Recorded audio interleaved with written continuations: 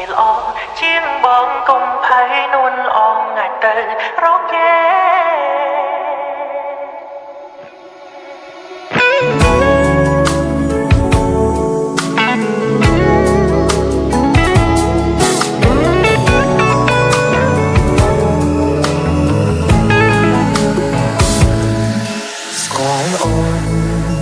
បំណងសាងអ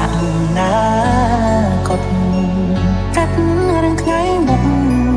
ចង់នាំយកក្តីសុខជូនថ្លៃដឹងច្បាស់ថារូបអូនសំខាន់តែប្រាក់ខែបងមិនសមចរណៃបើជួបទុកភ័យខ្លាចស្រីលំបានថាបងធ្វើមិនត្រូវថែមទាំងកុំចាំមិនអាចផ្គុំតម្រូវការស្រីចង់ហ៊ានមកណាមុំសែនយេ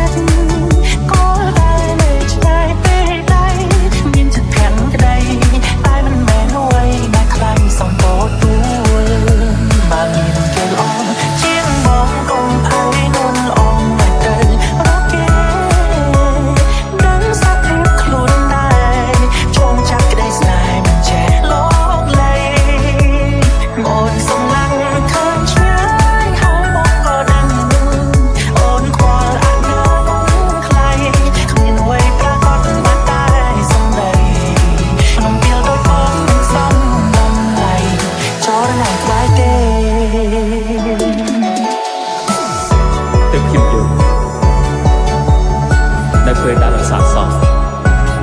ទោះជាឲ្យយើងបានជួបមនុស្សដែលស័ក្តិសម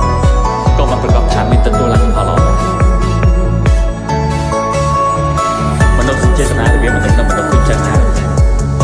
មិនអាចគ្រប់គ្រងខ្លួនឯងបានខុស